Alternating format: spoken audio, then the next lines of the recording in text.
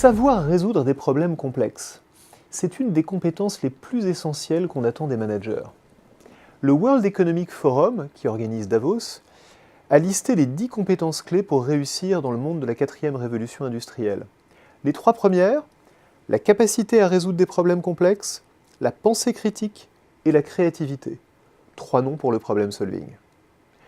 Une étude récente a interviewé pas moins de 300 000 managers sur les compétences les plus importantes chez un leader.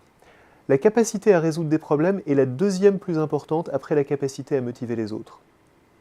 Et les recruteurs de MBA, quand ils sont interrogés par le Financial Times ou par Bloomberg Businessweek, disent eux aussi qu'ils cherchent à recruter avant tout des gens capables de résoudre des problèmes.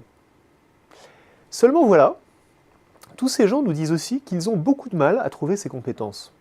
C'est en fait un des principaux gaps de compétences dont les employeurs se plaignent à tous les niveaux, et en particulier au niveau des cadres supérieurs.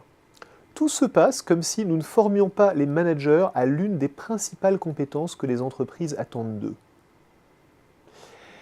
Pour combler ce gap, il y a un endroit où on peut aller chercher de l'inspiration, c'est les cabinets de conseil en stratégie.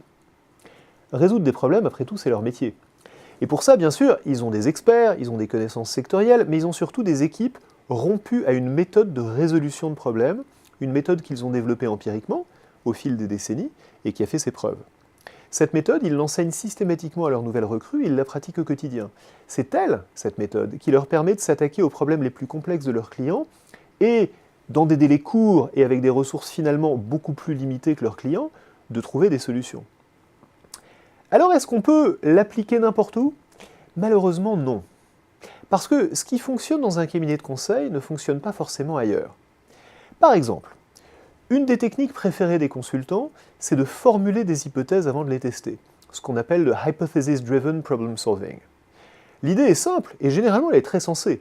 Plutôt que de chercher à explorer systématiquement tous les aspects d'un problème, ce qui peut prendre très longtemps, on va formuler une hypothèse de solution et on va la tester de manière rigoureuse pour voir si elle tient la route. Dans une équipe de conseil, c'est une méthode qui fonctionne très bien, parce qu'on n'est pas attaché a priori à une hypothèse plutôt qu'à une autre. Quand on teste l'hypothèse, c'est pour la valider ou au contraire pour l'invalider, à la manière d'un scientifique qui réalise une expérience et qui est neutre par rapport à son résultat. Dans une entreprise, en revanche, ça se complique, parce que si l'hypothèse vient du patron, la tentation va être très forte, consciemment ou pas, de la confirmer plutôt que de l'infirmer. Ce qui est vrai dans cet exemple est vrai également de beaucoup d'autres techniques issues du monde de conseil. Il ne suffit pas de copier-coller ce que font les consultants pour développer ses compétences de problem solving, encore moins de simplement en recruter quelques-uns. Il faut en fait adapter et compléter leur méthode pour en faire une boîte à outils que les managers de toutes les entreprises vont pouvoir utiliser efficacement. Le fait est que, les recruteurs l'ont bien vu, la capacité à résoudre des problèmes est une compétence fondamentale. Même si on peut la développer dans les entreprises, ça ne va pas se faire en quelques jours. Il faut des méthodes, mais il faut aussi de la pratique, il faut du travail en équipe, il faut que les approches et les idées des uns puissent être enrichies par les approches et les idées des autres. Dans le MBA de HEC Paris, où nous avons introduit depuis plusieurs années maintenant une formation au problem solving, nous en avons fait un des tout premiers séminaires du programme.